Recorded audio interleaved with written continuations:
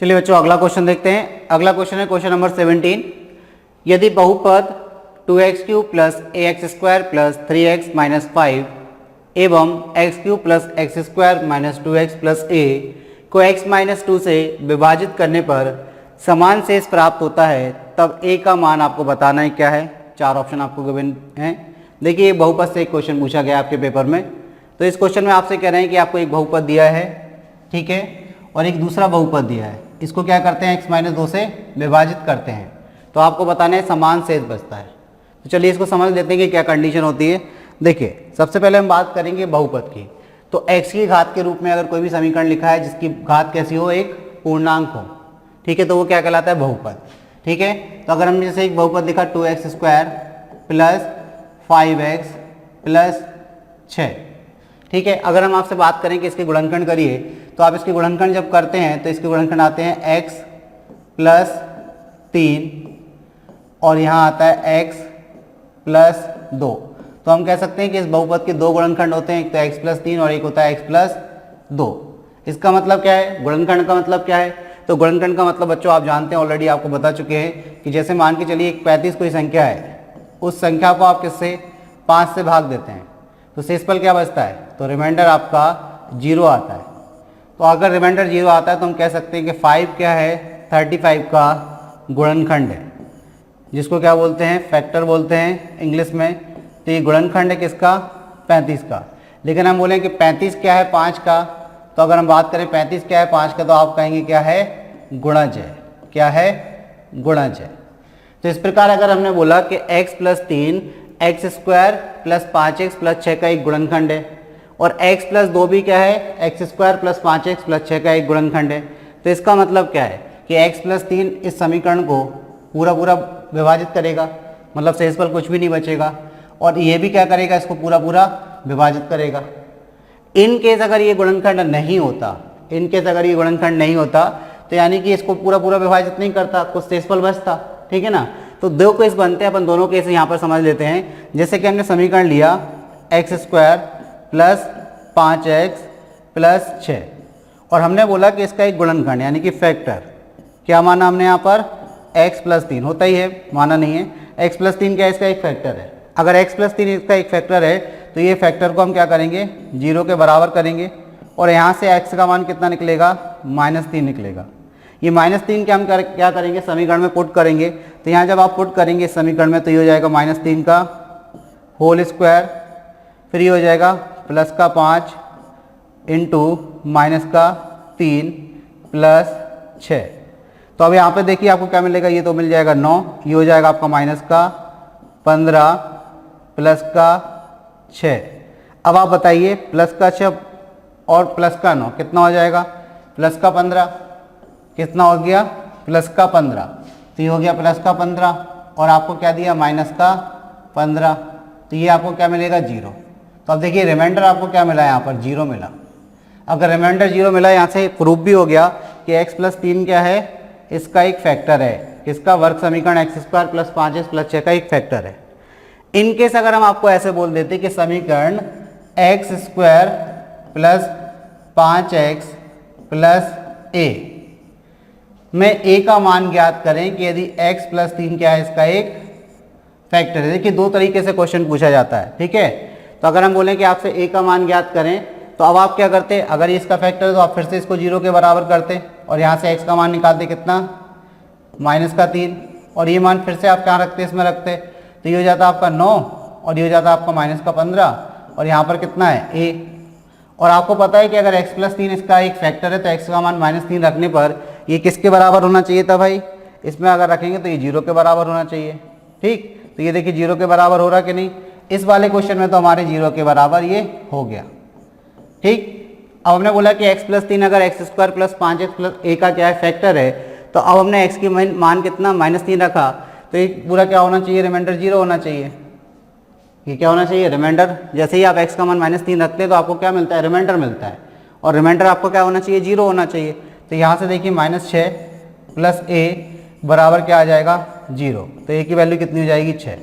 तो आप देखिए समीकरण में a की वैल्यू क्या थी, पहले 6 ही थी ना, ठीक है, तो वही निकला।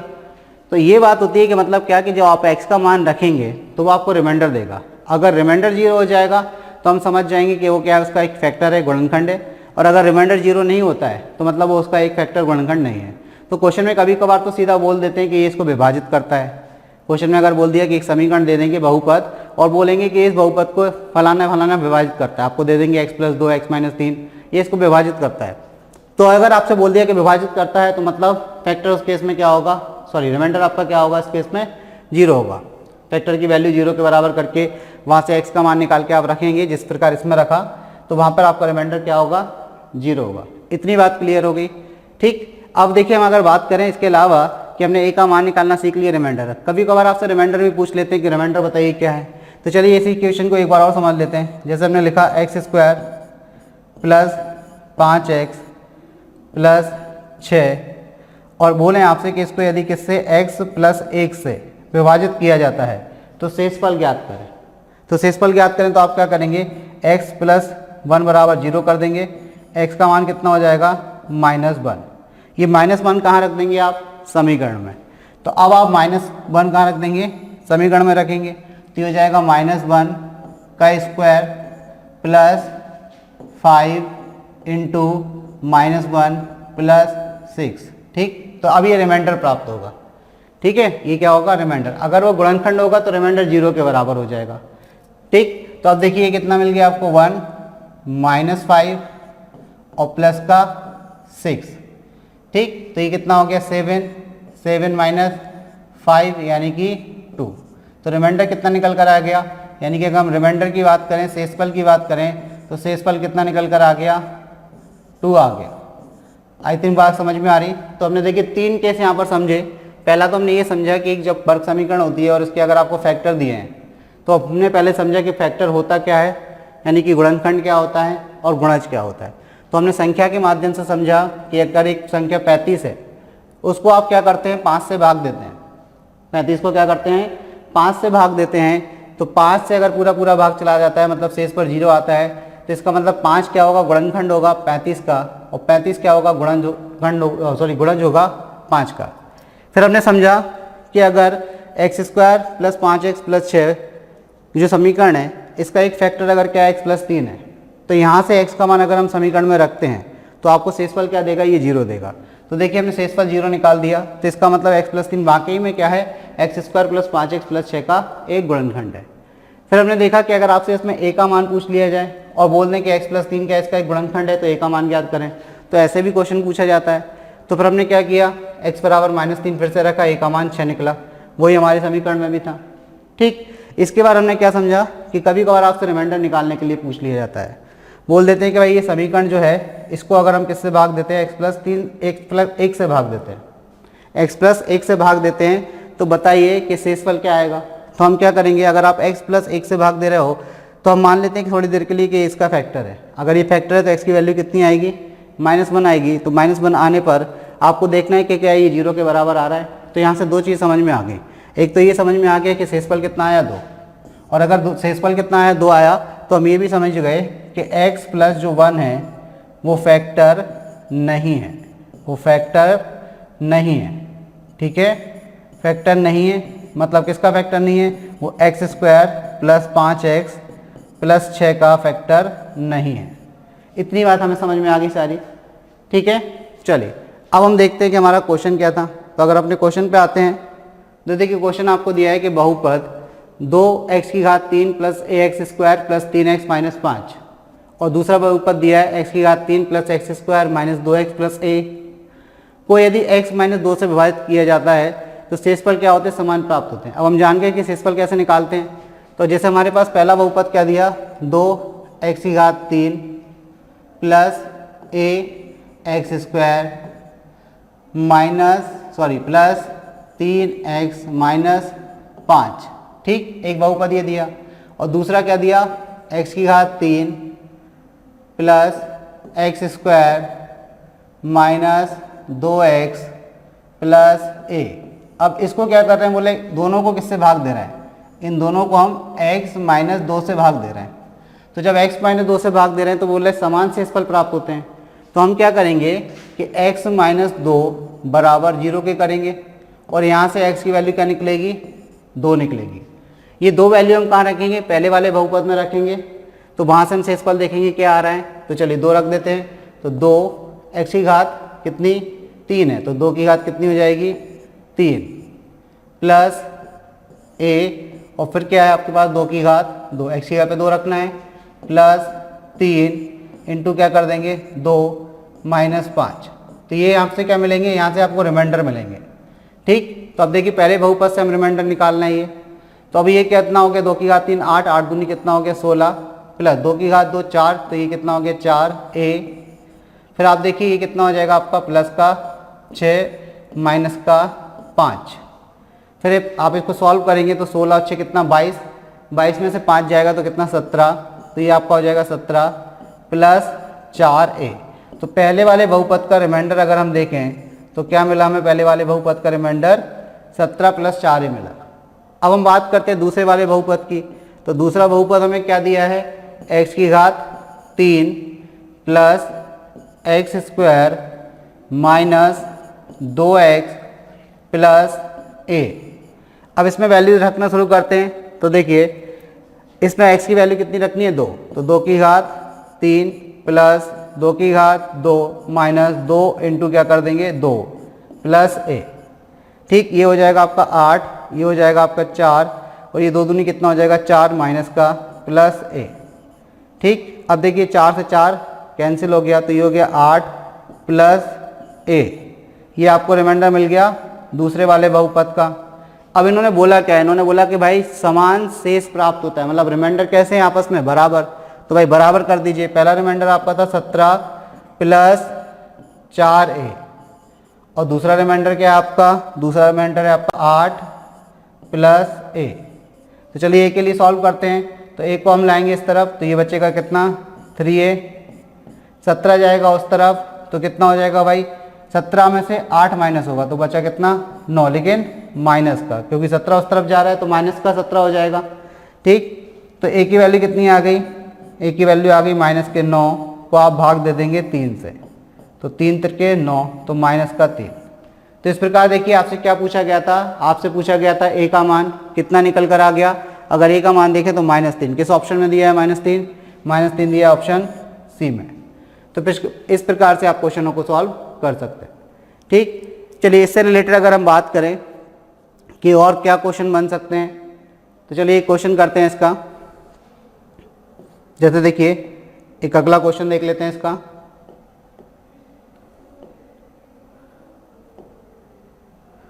देखिए एक अगला क्वेश्चन देख लेते हैं इसका। क्वेश्चन है आपके लिए, इसी में दूसरा क्वेश्चन किस तरीके से पूछा जा सकता है। आपसे पूछा जा सकता है यदि x की घात 3 माइनस 6x स्क्वायर, x की घात 3 माइनस 6x स्क्वायर, फिर आपको दिया है plus 11x minus 6 plus 11x minus 6 बराबर 0, एक आपको बहुपद दिया है, तब इनमें से कौन सा समीकरण का हल नहीं है। तब इनमें से कौन सा, तब इनमें से कौन सा, इनमें से कौन सा, कौन सा समीकरण का हल नहीं है, हल नहीं है, हल नहीं है। चलिए अब आप बात करें कि ऑप्शन दे दिए आपको 4, इस तरीके से भी क्वेश्चन आपसे पूछ सकते हैं। देखिए एक क्वेश्चन अपन ने बना लिया, इस क्वेश्चन को देखिए। क्वेश्चन के ऑप्शन आपके पास हैं क्या क्या, तो ऑप्शन देख लीजिए।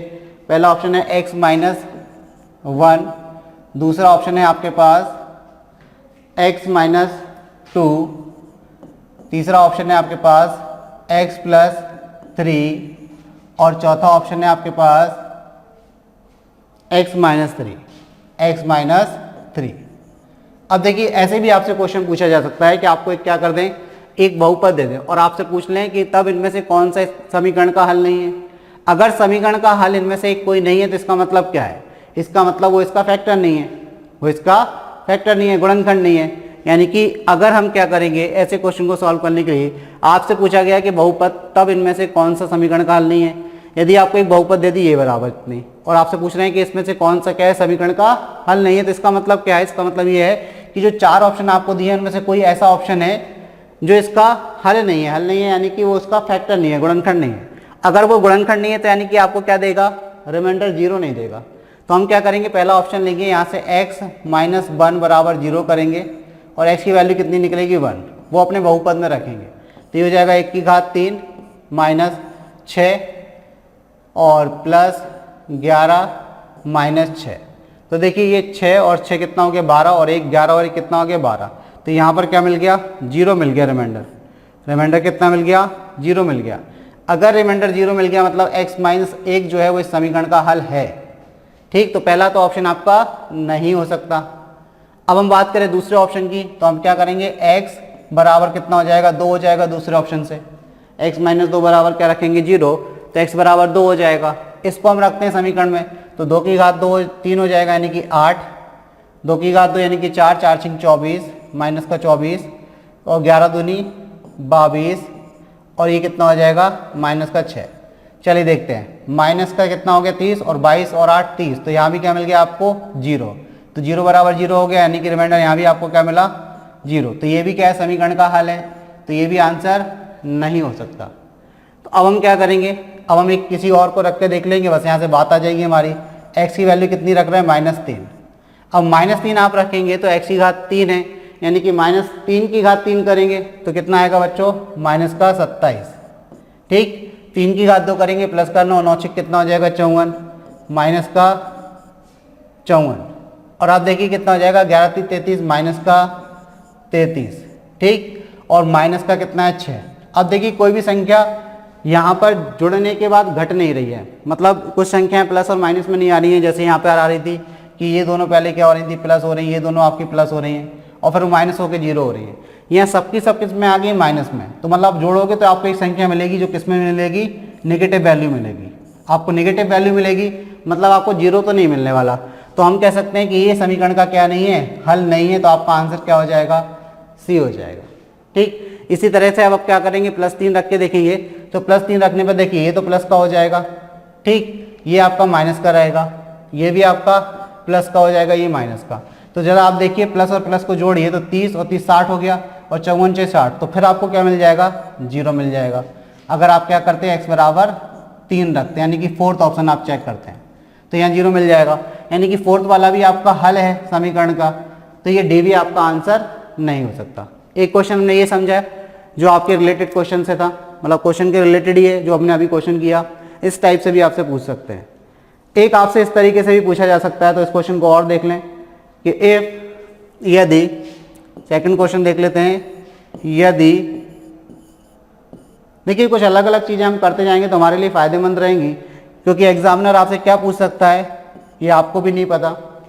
-9x² plus 12x minus 14 plus 12x minus 14, ये कितना लिखा है? ये 12x लिखा है, 12x माइनस 14। एक आपको क्या दिया? बहुपद दिया। ठीक है, is divided by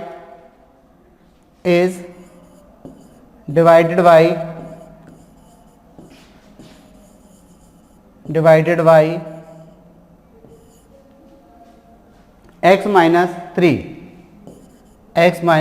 3 then find reminder. यदि, मतलब आपको दिया है इफ, आपको एक बहुपद दिया है ये वाला और ये बोल रहे हैं कि यदि इसको किससे? x माइनस 3 से डिवाइड किया जाता है। किससे डिवाइड किया जाता है? x माइनस 3 से डिवाइड किया जाता है। तो आपको बताना है कि शेषफल क्या प्राप्त होगा। तो आपको क्या बताना है? रिमाइंडर। आपको क्या निकालना है?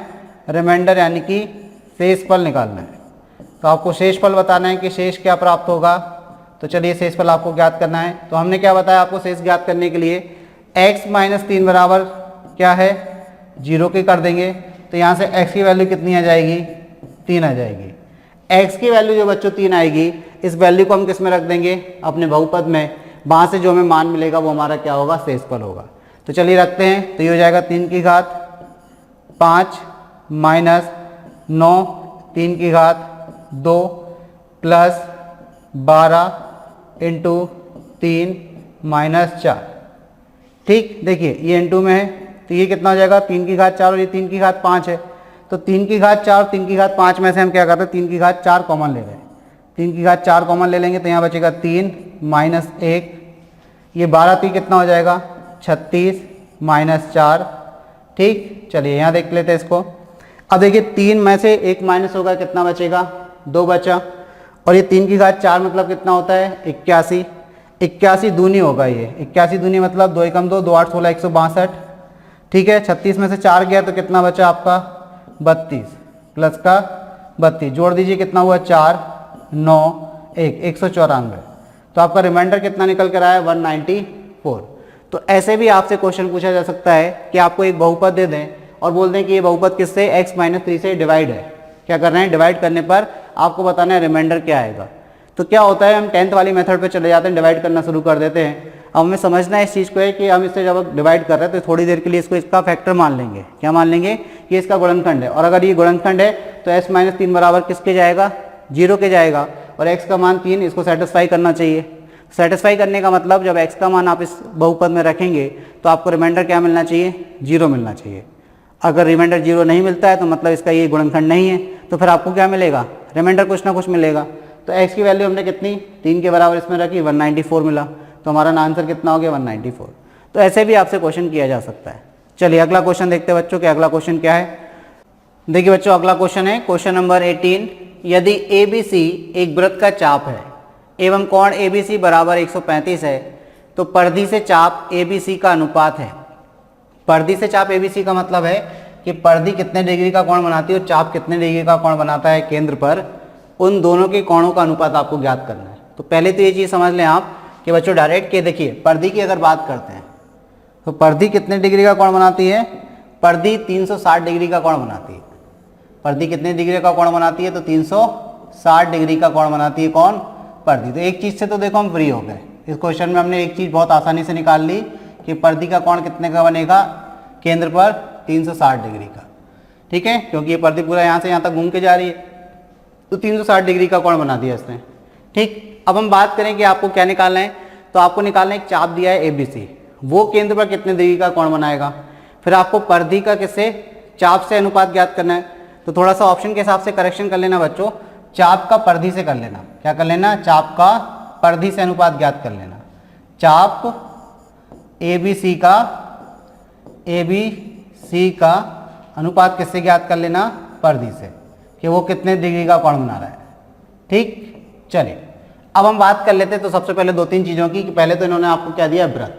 तो अगर हम बच्चों व्रत की बात करें कि व्रत होता क्या है, तो एक निश्चित बिंदु से एक निश्चित दूरी पर एक बिंदु इस तरीके से गमन करता है उस बिंदु के चारों तरफ कि उसकी दूरी हमेशा कैसी रहती है, समान रहती है, कांस्टेंट रहती है उस निश्चित बिंदु से, तो वो क्या कहलाता है, व्रत कहलाता है। अगर हम व्रत में बात करें तो जो निश्चित बिंदु होता है वो क्या होता है, उसका केंद्र। ये क्या होता है, इसका केंद्र कहलाता है। केंद्र से जो बिंदु तक की दूरी है, जो बिंदु वो गमन कर रहा है, ये इसकी क्या कहलाती है, त्रिज्या कहलाती है। ठीक, ये त्रिज्या हो गई। अब हम बात करें इसमें क्या होता है, अगर हम त्रिज्या को दुगना कर दें तो वो क्या कहलाता है, व्यास कहलाता है। तो अगर त्रिज्या का हम क्या करते हैं, दुगना कर दें तो वो किसके बराबर होता है, व्यास के बराबर होता है। वृत्त की परिधि क्या होती है, तो परिधि का अगर निकालें तो परिधि, ये बाउंड्री जो है इसकी वृत्त की, ये परिधि कहलाती है। और इसका फॉर्मूला क्या होता है, परिधि बराबर होती है 2πr। वृत्त के क्षेत्रफल की अगर बात करें तो वृत्त का क्षेत्रफल कितना होता है, तो देखिए ये होता है आपका πr²। ठीक, और इसमें शब्द आता है एक जीवा।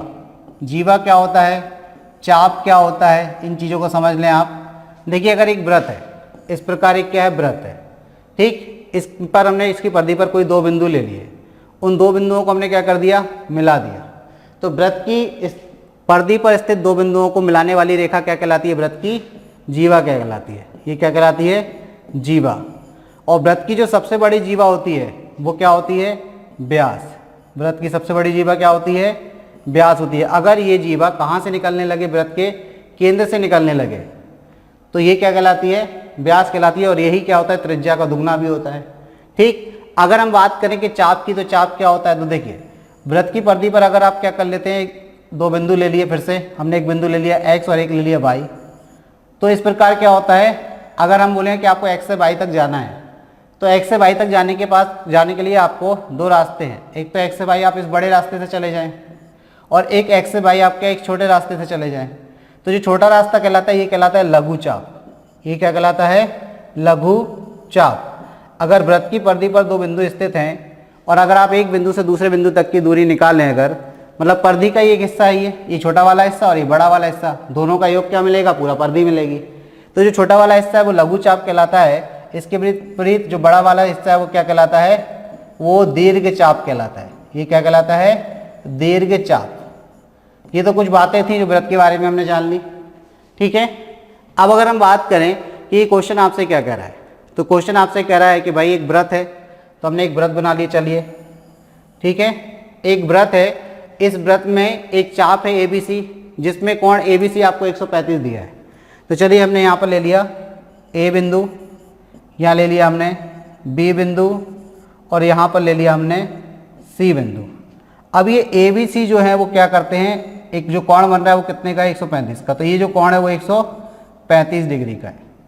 इतनी बात हो गई। अब हमने देखा कि भाई हमें क्या चाहिए, हमें चाहिए कि जो चाप ABC है वो वृत्त की केंद्र पर कितने डिग्री का कोण बना रहा है, क्योंकि वृत्त की परिधि तो पूरा केंद्र पर कितने 360 डिग्री का कोण बनाती है। तो हमें ये चाप का कोण और निकालना है कि ये कितने डिग्री का कोण बनाएगा। तो देखिए हमें चाहिए कौन सी वैल्यू, हमें चाहिए कि जो चाप ABC है ये जो कोण है वो कितने डिग्री का है। तो इसके लिए हम क्या करेंगे, हमने एक बिंदु यहाँ पर मान लिया, कहीं भी मान लेना दूसरी तरफ, यानी कि दीर्घ चाप पर D बिंदु मान लिया, D को A से मिला दिया, D को C से मिला दिया। अब आप थोड़ा सा देखिए कि आपको क्या दिख रहा है, आपको चतुर्भुज ABCD दिख रहा है। क्या दिख रहा है? चतुर्भुज ABCD। ये जो चतुर्भुज ABCD है वो कौन सा चतुर्भुज है? ये है चक्रीय चतुर्भुज। ये कौन सा चतुर्भुज है? ये है चक्रीय चतुर्भुज। अब ये चक्रीय क्यों है? तो देखिए हम जानते हैं कि वृत्त की परिधि पर यदि किसी चतुर्भुज के चारों शीर्ष स्थित हैं तो ऐसा चतुर्भुज क्या कहलाता है? चक्रीय चतुर्भुज कहलाता है। तो ये हो गया भाई आपका चक्रीय चतुर्भुज। और चक्रीय चतुर्भुज में बच्चों विपरीत कोणों का योग कितना होता है? 180। तो अगर हम बात करें विपरीत कोण यहाँ पर, तो ये B और D आपस में कैसे हैं? विपरीत हैं। तो अगर B 135 है तो D कैसे निकलेगा? 180 में से 135 माइनस कर दीजिए। क्या करेंगे हम? 180 में से 135 क्या करेंगे? माइनस कर देंगे। तो क्या निकल आएगा? कोण D निकल आएगा। तो देखिए माइनस किया तो कितना आ गया? 45। तो 45 डिग्री कौन सा कोण आ गया? ये D कोण आ गया। ठीक, 45 डिग्री क्या आ गया? D कोण आ गया। अब आप बताइए, आपको एक थ्योरम और पढ़ी थी कि एक ही जीवा द्वारा, अब जीवा की बात करें तो कौन सी, हमने A और C को मिला दिया। एक ही जीवा यानी कि AC द्वारा वृत्त की परिधि पर बना कोण वृत्त की केंद्र पर बने कोण का कैसा होता है? आधा। तो अगर ये परिधि पर बना कोण कितना है? 45 है, तो केंद्र पर कितने का बनेगा? यानी कि ये वाला जो कोण है वो कितने का बनेगा? दुगना, यानी कि 45 का दुगना 90। तो हमने देखिए क्या निकाल लिया, हमने निकाल लिया कि जो आर्क ABC है ये कितने का कोण बना रहा है? केंद्र पर 90 डिग्री का। और जबकि पूरी परिधि कितने का कोण बनाती है? तो पूरी परिधि बनाती है 360 का। तो हमें निकालना क्या है कि चाप ABC का जो कोण अंतरित हो रहा है केंद्र पर, उसका अनुपात किससे निकालना है? परिधि के कोण से। तो चलिए देखते हैं क्या करेंगे इसके लिए। तो हमने दोनों चीज़ें निकाल ली कि चाप ABC कितने का कोण बना रहा है? तो चाप ABC केंद्र पर बना रहा है 90 डिग्री का कोण। और अगर हम परिधि के कोण की बात करें तो परिधि कितने का कोण बनाती है पूरा? तो परिधि कोण बनाती है आपका 360 डिग्री का। अब इनका हमें क्या करना है? अनुपात निकालना है। तो अनुपात क्या होगा? तो अगर हम अनुपात की बात करें तो अनुपात आएगा आपका 90 का अनुपात किससे? 360 से। तो देखिए बच्चों 0 से तो 0 कैंसिल, 9 एकम 9 और 9 चौक 36। तो कितना आ गया? 1:4 का अनुपात आ गया। तो अब देख लेते हैं हमारा आंसर क्या है। तो हमारा आंसर 1:4 यानी कि ऑप्शन डी। ऑप्शन डी हमारा क्या हो गया? आंसर हो गया। ये हमारा पेपर था अक्टूबर का 2018 का, जिसमें ये 18वां नंबर का क्वेश्चन आपसे ज्योमेट्री से रिलेटेड पूछा गया। ठीक है, ज्योमेट्री का एक क्वेश्चन आया। तो चलिए अगला क्वेश्चन देखते हैं बच्चों। अगला क्वेश्चन क्या है? तो देखिए नेक्स्ट क्वेश्चन आपके पास है त्रिभुज ABC में। क्या दिया आपको? त्रिभुज ABC में कोण B बराबर 30 डिग्री, कोण C बराबर 65 डिग्री तथा कोण BAC का समद्विभाजक AD D पर BC से मिलता है। तो निम्नलिखित में से कौन सा संबंध सत्य है? तो आपको बताना है कि इन स्टेटमेंट में से कौन सा स्टेटमेंट सही है। अब देखिए ग्रेटर है, यानी कि ग्रेटर और लेस के साइन आ जाते हैं, यानी कि इनइक्वलिटीज आ जाती है। अब अगर ग्रेटर लेस के साइन आते हैं और आपको कोण दिए तो पहले तो कुछ चीज़ें समझ लें आप। जैसे हमने बोला बच्चों आपसे कि एक त्रिभुज है, एक त्रिभुज है कौन सा, पी क्यू आर। एक त्रिभुज पी क्यू आर लिया, इसमें हमने क्यू की वैल्यू बोली 60 है और हमने आर की वैल्यू बोली 70 है। तो अब बताइए पी की वैल्यू कितनी हो जाएगी, 70 और 60 130, तो ये हो जाएगी 50 डिग्री। ठीक है, तो हमने तीनों कोण निकाल लिए। आपको बता दिए त्रिभुज के तीनों कोणों का 180 होता है। तो हमने एज्यूम कर लिया कि अगर Q कितना है 60 है, R 70 है, तो P कितना हो जाएगा 50 हो जाएगा। तो पहले तो ये चीज़ समझ लें कि बड़े कोण के सामने की भुजा क्या होती है, बड़ी होती है। तो अगर हम बात करें कि सबसे बड़ा कोण कौन सा है, तो R कोण जो है वो बड़ा है किससे, Q से, और Q बड़ा है किससे, P से। ठीक है, ये चीज़ समझ लें। देखिए कोणों की बात कर रहे हैं तो R कोण क्या है, बड़ा है किससे, कोण Q से, और कोण Q बड़ा है किससे, कोण P से। ठीक, चलिए तो अगर हमने बात की कि R बड़ा Q से, Q बड़ा P से, तो मतलब जो कोण बड़ा होगा उसके सामने की भुजा भी क्या होगी, बड़ी होगी। तो हम क्या कहेंगे कि कोण 70 के सामने कौन सी भुजा है, PQ। तो PQ भुजा बड़ी है किससे, तो कोण Q के सामने कौन सी भुजा है, PR भुजा से। और PR किससे बड़ी है, तो हम बोलेंगे PR किससे बड़ी हो जाएगी भाई, तो आपकी कोण P बची, कोण P के सामने की भुजा क्या है, QR से। तो पहली चीज़ तो ये समझ लीजिए, बहुत काम की चीज़ है। ठीक, ये चीज़ क्लियर हो गई। अब अगर हम बात करें कि हमने देखा कि बड़े कोण के सामने की भुजा क्या होती है, बड़ी होती है। चलिए इसके अलावा एक दो चीज़ें और समझ लेते हैं कि कोई त्रिभुज कब होगा, वो कंडीशन और देख लेते हैं। अगर हम बोलें कि त्रिभुज ABC आपको दिया है, क्या दिया है, त्रिभुज ABC, और ये भुजा A है, ये भुजा B है और ये भुजा C है। तो अगर आपको तीन भुजाओं के आधार पर पूछ लिया जाए कि ये त्रिभुज ABC वाकई में एक त्रिभुज है कि नहीं है, तो आपसे कैसे पूछा जाएगा, आपसे ऐसे पूछा जाएगा कि आपको भुजाएं दे देंगे A, B और C, और आपसे पूछेंगे कि बताइए ये तीनों भुजाएं एक त्रिभुज ABC की भुजाएं हैं कि नहीं है। तो किसी त्रिभुज की भुजाएं होने के लिए एक कंडीशन होती है। कंडीशन नंबर 1 तो ये होती है कि किन्हीं भी दो भुजाओं का योग, यानी कि A प्लस B, किन्हीं भी दो भुजाओं का योग तीसरी भुजा से कैसा होता है, बड़ा होता है। यानी कि A प्लस B बड़ा होगा किससे, C से, या B प्लस C बड़ा होना चाहिए किससे, A से, या C प्लस A बड़ा होना चाहिए किससे, B से। एक कंडीशन ये होती है। दूसरी कंडीशन होती है कि किन्हीं भी दो भुजाओं का अंतर तीसरी भुजा से कैसा होता है, छोटा होता है। किन्हीं भी दो भुजाओं का अंतर, जैसे हम बोलें A माइनस B, तो ये छोटा होगा किससे, C से। कब, अगर ये ABC क्या है, किसी त्रिभुज की भुजाएं। अगर ये किसी त्रिभुज की भुजाएं तो 101% दो भुजाओं का योग तीसरी भुजा से क्या होगा, बड़ा होगा, और दो भुजाओं का अंतर तीसरी भुजा से क्या होगा, छोटा होगा। तो हम कह सकते हैं कि B माइनस C छोटा होगा किससे, A से, और हम कह सकते हैं कि C माइनस A छोटा होगा किससे, B से। तो चलिए इस पे बेस्ड एक क्वेश्चन देख लेते हैं। जैसे हमने आपसे बोला, क्वेश्चन दिया कि 3, 5, 8 किसी त्रिभुज की भुजाएं हो सकती हैं। तो अब आप क्या करेंगे, आप देखेंगे कि दो भुजाओं का योग तीसरी से बड़ा होना चाहिए। तो आपने क्या किया, 3 प्लस 5 किया सबसे पहले, तो ये तो आपको कितना मिला, 8 मिला। यानी कि आपने देखा कि A प्लस B बराबर क्या हो गया, C हो गया। तो पॉसिबल ही नहीं है, आप इससे त्रिभुज नहीं बना सकते। इन तीनों भुजाओं से आपने क्या नहीं कर सकते, त्रिभुज नहीं बना सकते। यानी कि 3, 5 और 8 किसी त्रिभुज की भुजाएं नहीं हो सकती। लेकिन अगर हम आपसे बोल दें कि 3, 5 और 4 किसी त्रिभुज की भुजाएं हो सकती हैं, तो अब आप देख लीजिए। अब आप क्या करेंगे भाई, यहाँ पर आप करेंगे पहली दो भुजाओं का योग, कितना आया, 9। बताइए तीसरे से बड़ा है, बिल्कुल बड़ा है। फिर बाद की दो भुजाओं का योग, यानी कि 5 प्लस 4, 3 प्लस 4 5, 8 होना था, ठीक है। फिर भी 8 देखिए आपका 4 से बड़ा है, ठीक है। और 5 प्लस 4 करिए, कितना आएगा बच्चों, 9। तो 9 भी देखिए 4 से बड़ा है। 4 से देखोगे कि 3 से देखोगे, 3 से। बची भुजा कौन सी है, 3, तो 3 से देखोगे बच्चों, है ना। अब देखिए आपकी क्या रहेगी, 4 प्लस 3, 4 प्लस 3 क्या, 7, और बची क्या आपकी भुजा 5। तो 5 से बड़ी है कि नहीं। तो यानी कि 3, 4 और 5 एक भुजाएं होती हैं, ये तीनों भुजाएं होती हैं एक त्रिभुज की। अब देखिए किस त्रिभुज की भुजाएं होती है, तो आपको पता है समकोण त्रिभुज की भुजाएं होती हैं। यदि आपका लंब 3 है, आधार 4 है, तो कर्ण क्या होगा 5, क्योंकि कर्ण का वर्ग बराबर होता है लंब का वर्ग प्लस आधार का वर्ग।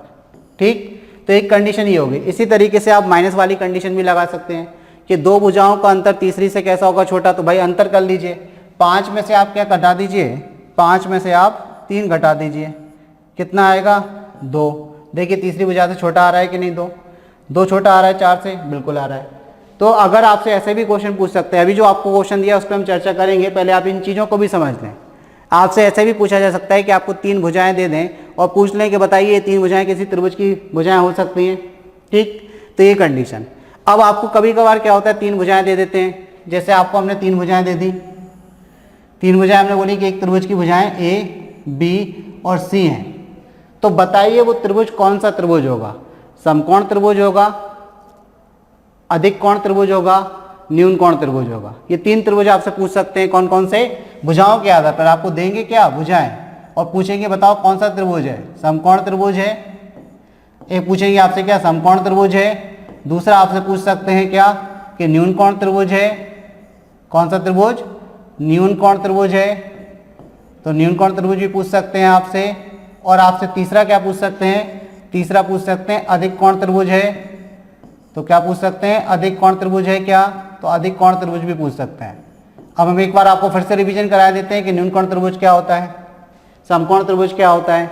देखिए समकोण त्रिभुज की बात करें तो एक ऐसा त्रिभुज जिसका एक कोण क्या हो 90 डिग्री का हो, क्या कहलाता है, समकोण त्रिभुज।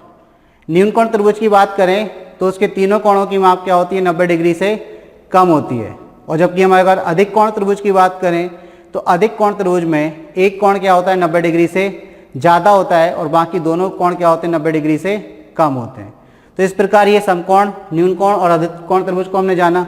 लेकिन बात ये हो रही है कि अगर आपको 3 भुजाएं दे दें और आपसे पूछ लें कि बताइए ये किस त्रिभुज की भुजाएं हैं, और ऑप्शन में आपको दे दें समकोण त्रिभुज, न्यून कोण त्रिभुज, अधिक कोण त्रिभुज या इनमें से कोई नहीं, तो देखिए पहली कंडीशन ये है समकोण होने के लिए। समकोण होने के लिए कंडीशन क्या है कि आपको सबसे बड़ी भुजा का वर्ग बराबर होना चाहिए अन्य दो भुजाओं के वर्गों के योग के। ठीक है, ये क्या आपकी समकोण त्रिभुज की कंडीशन है कि सबसे बड़ी भुजा, अगर हम सी को क्या मान लेते हैं, सबसे बड़ी भुजा मान लेते हैं, तो सबसे बड़ी भुजा का वर्ग अन्य दो भुजाओं के वर्गों के योग के बराबर होना चाहिए। अगर ऐसी कंडीशन सेटिस्फाई हो जाती है तो यानी कि वो क्या है, समकोण त्रिभुज है। जैसे देखिए एक एग्जांपल यहाँ पर हमारे पास है, हमने भुजाएं ली थी 3, 5 और 4, ये समकोण त्रिभुज की भुजाएं थी। सबसे बड़ी भुजा का वर्ग करते हैं यानी कि 5 का वर्ग कितना होगा 25, 3 का वर्ग करते हैं तो कितना होगा 9, 4 का वर्ग करते हैं तो कितना होगा 16, तो अन्य दो भुजाओं का वर्गों का योग कितना हो रहा 25, तो 25 बराबर किसके हो गया 25 के हो गया। तो हम कह सकते हैं कि ये जो 3, 4 और 5 है ये समकोण त्रिभुज की भुजाएं हैं, यानी कि इनसे जो त्रिभुज बनेगा वो एक समकोण त्रिभुज होगा। ठीक, ये कंडीशन क्लियर हो गई। अब अगर आपको ABC 3 भुजाएं दी और आपसे पूछा है कि कौन सा त्रिभुज इनसे बनेगा, तो समकोण त्रिभुज की कंडीशन तो हमने सीख ली कि सबसे बड़ी भुजा का वर्ग अन्य दो भुजाओं के वर्गों के योग के बराबर होगा। अब आपसे बात करें न्यून कोण त्रिभुज की, तो न्यून कोण त्रिभुज में क्या कंडीशन रहेगी कि सबसे बड़ी भुजा का वर्ग अन्य दो भुजाओं के वर्गों के योग से कैसा रहेगा, छोटा रहेगा। सबसे बड़ी भुजा का आप वर्ग करेंगे और अन्य दो भुजाओं का वर्ग करेंगे, उनका योग करेंगे, यदि वो क्या होता है उन दो भुजाओं के वर्गों के योग से छोटा होता है तो वो क्या होगा, न्यून कोण त्रिभुज होगा।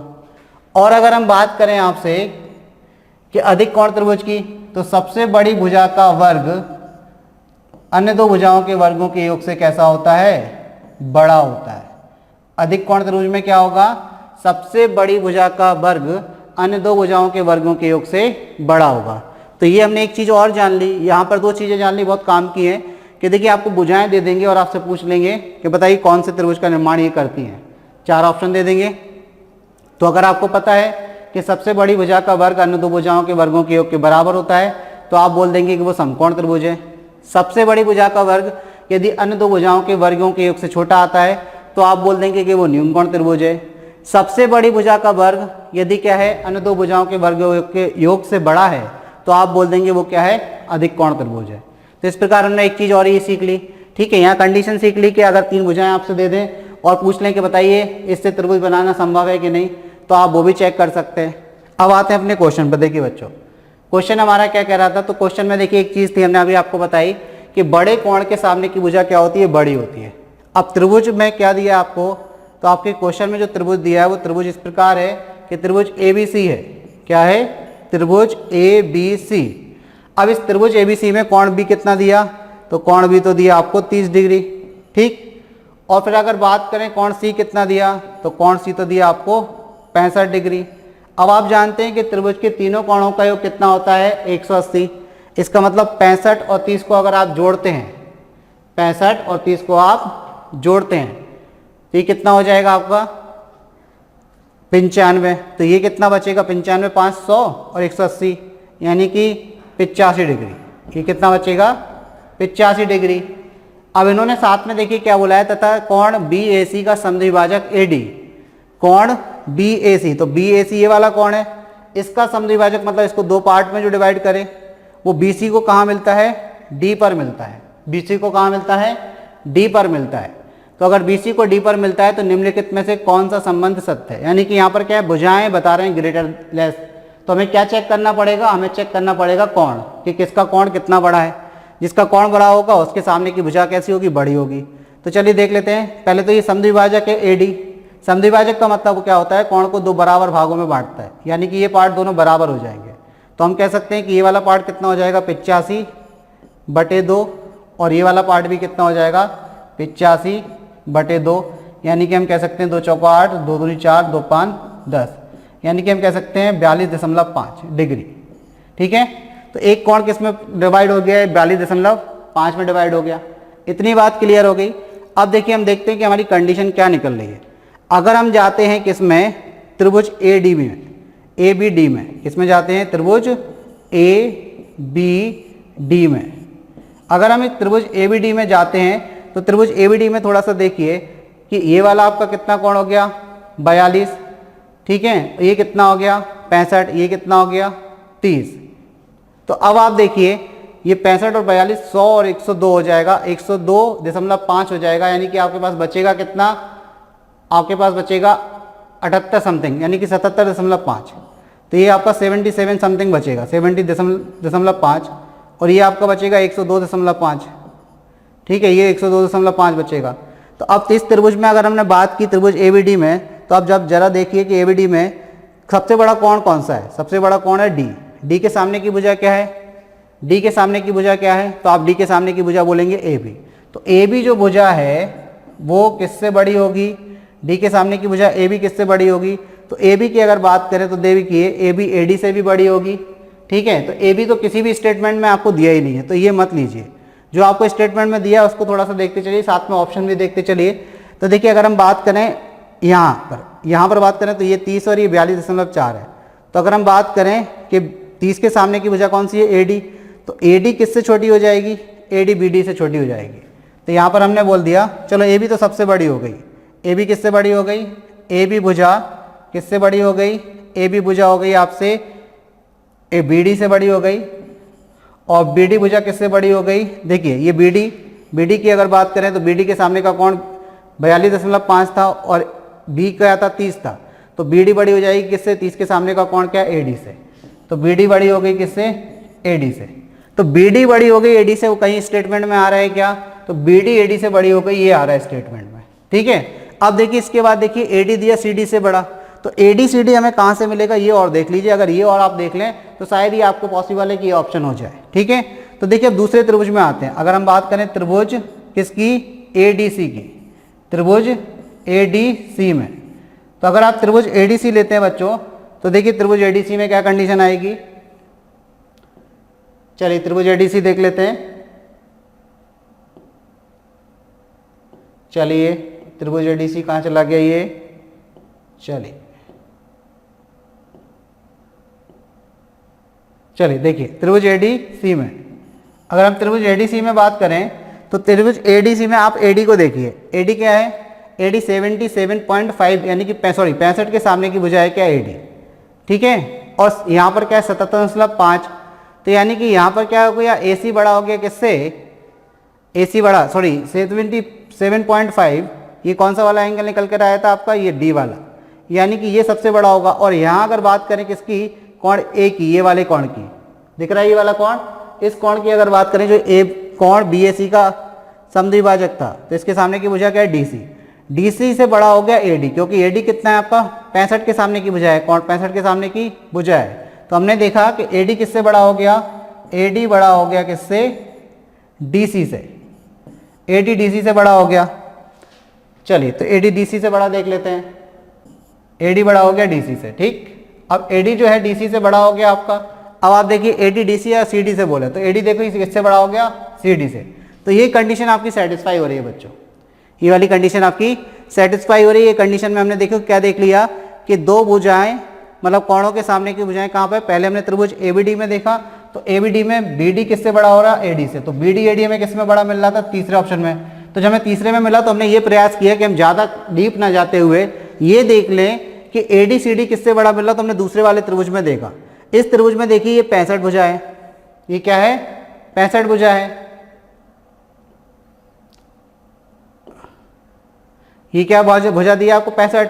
और 65 के सामने देखिए थोड़ा सा आप AD भुजा है, और यहाँ पर ये कितनी है आपकी 42.5। इसके सामने क्या है, DC है। और 42.7 से तो 65 बड़ा होता ही है, ठीक है ना। अब ये बड़ा होता ही है 42.5 से। तो यहाँ देखिए आपने देख लिया कि AD क्या है, DC से बड़ा हो गया। अब AD DC से बड़ा हो गया तो यहाँ पर कंडीशन बन गई कि BD, यहाँ पर क्या कंडीशन बन गई कि BD बड़ा है, BD बड़ा है किससे, AD से, और AD बड़ा है किससे, CD से। तो ये कंडीशन किस ऑप्शन में दी है आपको बच्चों, ये ऑप्शन C में दी है, ठीक है, क्लियर। चलिए अगला क्वेश्चन देखते हैं बच्चों। अगला क्वेश्चन क्या है, तो नेक्स्ट क्वेश्चन की बात करते हैं। देखिए अगला क्वेश्चन दिया है x⁴ plus 2x3 plus 8x² plus 12x plus 18 को बहुपद gx द्वारा विभाजित करने पर भागफल और शेषफल क्रमशः x² प्लस 2x प्लस 3 और 2x प्लस 3 है। तो gx क्या है, देख ले आपको क्वेश्चन क्या दे रहे हैं। ये बोल रहे हैं कि भाई ये एक आपको क्या दिया है, डिविडेंड, मतलब भाज्य दिया है। इस भाज्य को आप किससे, बहुपद gx से यदि भाग देते हैं तो भागफल यानी कि आपका कितना आ रहा है ये, और शेषफल कितना आ रहा है ये। तो देखिए इसके लिए आपको विकल्प बता दें क्या है कि आपको डायरेक्ट भाग ही देना पड़ेगा। कहने का मतलब ये है कि अगर आप x⁴ plus 2x⁴ plus 8x² plus 12x plus 18, ये आपको बहुपद दिया है। इसको आप किससे भाग दे रहे हैं, बोला भाई आप इसको भाग दो gx से। किससे भाग दो, gx बहुपद से भाग दो। अगर आप gx से भाग देते हैं तो देखिए भागफल तो क्या आता है आपका x² प्लस 2x प्लस 3, और शेषफल क्या आता है 2x प्लस 3। तो कहने का मतलब क्या, हम ऐसे लिख सकते हैं भाई, हम जानते हैं भाज्य, भाज्य मतलब जिसमें भाग दिया जाता है। भाज्य बराबर क्या होता है, भाजक मतलब जिससे हम भाग देते हैं, भाजक गुणा भागफल गुणा भागफल प्लस क्या होता है, शेषफल, प्लस क्या होता है, शेषफल। तो हम जानते हैं कि भाज्य बराबर होता है भाजक गुणा भागफल प्लस शेषफल। तो यदि हम यहाँ से पहले शेषफल माइनस कर दें किस में से, भाज्य में से, तो क्या निकले आएगा, तो यहाँ निकलेगा भाजक बराबर क्या निकलेगा, भाजक इंटू भागफल बराबर निकलेगा, भाजक इंटू भागफल बराबर आपका क्या निकलेगा। तो देखिए भाजक इंटू भागफल बराबर क्या निकलेगा आपका, भाज्य माइनस शेषफल, भाज्य माइनस शेषफल। यही चीज निकलेगी कि नहीं, बिल्कुल निकलेगी, ठीक है। तो हमने क्या किया, यहाँ पर हमने भाजक इंटू भागफल बराबर निकाला क्या, भाज्य माइनस शेषफल। और अगर हमें भाजक चाहिए, यानी कि भाजक क्या था यहाँ पर, जी, किससे भाग दे रहे हैं आप, जी से x से। तो अगर आपको क्या ज्ञात करना है, gx ज्ञात करना है, भाजक ज्ञात करना है। तो अब आप बताइए भाजक कैसे निकलेगा, तो भागफल भी क्या जाएगा, भाग में जाएगा बाद में। तो पहले आप क्या कीजिए, आपके पास जो भाज्य दिया है उसमें से शेषफल घटा दीजिए। तो शेषफल कहाँ है आपके पास, तो शेषफल देखिए ये दिया है आपके पास। तो शेषफल हमारे पास 2x प्लस 3 है। अगर हम भागफल की बात करें तो भागफल कितना है, तो भागफल आपके पास x² प्लस 2x प्लस 3 है, और भाजक आपको gx निकालना है। तो सबसे पहले हम क्या कर रहे हैं, भाजक निकालने के लिए इंटू भागफल, भाजक इंटू भागफल निकालने के लिए हम भाज्य में से शेषफल माइनस कर रहे हैं। तो भाज्य क्या है आपके पास, x की घात 4 प्लस 2x की घात 3 plus 8x square plus 12x plus 18। अब इसमें से बच्चों क्या माइनस करना है, शेषफल कितना, माइनस कर दीजिए 2x। अब माइनस करेंगे तो माइनस का 2x हो जाएगा और माइनस का 3 हो जाएगा। ठीक, तो माइनस करने के बाद देखिए रिजल्ट क्या आया, x की घात 4 प्लस 2x की घात 3 प्लस 8x स्क्वायर। अब देखिए 12 में से 2 जाएगा तो कितना, प्लस का 10x, 18 में से 3 जाएगा तो कितना, प्लस का 15। ठीक, अब देखिए ये क्या बच गया, ये जो पूरी चीज आई है वो है भाजक इंटू भागफल। अगर हम इसको भागफल से भाग दे दें, ये जो रिजल्ट आया इसको भागफल से भाग दे दें तो हमारे पास क्या बचेगा, भाजक। तो चलिए देखते हैं इसमें अब भाग देना है, किससे भाग देना है, भागफल से। चलिए तो भागफल से भाग देते हैं। देखिए बच्चों यहाँ पर अगर भाग देंगे तो किस तरीके से भाग देंगे, तो कुछ इस तरीके से। तो किससे भाग देना है भागफल से, x square plus 2x plus 3 से आपको भाग देना है। तो चलिए पहले तो इसको नेक्स्ट पेज पे ले लेते हैं कि अपना किस चीज़ से भाग देना है, क्योंकि इसको आपको पूरे ट्रेडिशनली तरीके से जाना पड़ेगा। ठीक है, तो आपके पास क्या दिया है, पहले सबसे पहले वो बात करते हैं। x की घात 4 प्लस 2x की घात 3 प्लस 8x स्क्वायर। आपके पास है x की घात 4 प्लस 2x की घात 3 प्लस 8x स्क्वायर। और फिर आपके पास क्या दिया है, फिर आपको दिया है 10x प्लस 15। फिर आपको दिया है 10x प्लस 15। ठीक है, अब इस पूरे को भाग किससे लगाना है, तो भाग पे आते हैं। तो देखिए स्टेप बाय स्टेप अब भाग जाएगा। इसमें भाग किससे देना है आपको, तो भाग आपको देना है x square plus 2x plus 3 से। ठीक बच्चों, भाग किससे देना है, भाग देना है आपको इस तरफ लिख लीजिए, x square plus 2x plus 3 से भाग देना है। देखिए भाग देने का तरीका क्या होता है, आपको चाहिए यहाँ पर x की घात 4, तो आप कितने बार भाग देंगे, आप x की घात 2 बार भाग देंगे, क्योंकि आपका x की घात 2 में x की घात 2 से गुणा करेंगे तब x की घात 4 बनेगा। तो हमने x की घात 2 से भाग दिया, तो इस x की घात 2 का मल्टीप्लाई किससे होगा, इस पूरे से होगा। तो हो जाएगा x की घात 4, फिर वहाँ कितना हो जाएगा, प्लस 2x की घात 3, 2 ये है और 1 वहाँ पर है, और फिर प्लस 3x स्क्वायर। ठीक, अब क्या करते हैं, माइनस करते हैं भाग देने के बाद। तो ये माइनस का, ये माइनस का और ये माइनस का हो जाएगा, तो ये तो कैंसिल, ये भी कैंसिल। 8x स्क्वायर में से 3x स्क्वायर जाएगा, कितना बचेगा, 5x स्क्वायर। अब अगला टर्म लिख देंगे हम, 10x प्लस 15 लिख दीजिए। अब हमें इसको भाग देना, हमें क्या चाहिए, एक्स स्क्वायर चाहिए। अब एक्स स्क्वायर चाहिए, भाई देखिए हमारे पास ऑलरेडी एक्स स्क्वायर है, हमारे पास क्या है, ऑलरेडी एक्स स्क्वायर है। तो हमें किससे मल्टीप्लाई करना है, अब हमें मल्टीप्लाई करना है 5 से। तो अब हम प्लस 5 से डिवाइड कर रहे हैं, किससे, प्लस के 5 से। प्लस के 5 से डिवाइड करेंगे तो 5 को मल्टीप्लाई हो जाएगा इससे, तो हो जाएगा 5x स्क्वायर। 5 को मल्टीप्लाई 2x से, तो x से तो कितना हो गया, 10x। 5 को मल्टीप्लाई 3 से तो कितना हो गया, 15। अब क्या कर देंगे, माइनस कर देंगे, माइनस माइनस माइनस, तो ये पूरा क्या हो जाएगा, कैंसिल, रिमाइंडर क्या आया, 0। तो आपने जब पूरा भाग किया, कैलकुलेशन की, तो आपका रिजल्ट क्या आया, gx की वैल्यू कितनी आई, भाई gx की वैल्यू भाग करने पर आपको क्या मिला, एक्स स्क्वायर प्लस 5, यही मिला ना भाग देने पर। तो एक्स स्क्वायर प्लस 5 आपके किस ऑप्शन में, देख लीजिए, एक्स स्क्वायर प्लस 5 आपको ऑप्शन बी में दिया है। ठीक है, एक्स स्क्वायर प्लस 5 आपको किस में दिया है, ऑप्शन बी में दिया है। आई होप आपको बात समझ में आई होगी। देखिए ये पेपर था 3 अक्टूबर 2018 का, जेल प्रहरी का, और ये आपका इवनिंग शिफ्ट का पेपर था। ठीक है, आई होप जो आपको क्वेश्चन कराए हैं वो सारे आपको अच्छे से समझ में आए होंगे। क्लियर।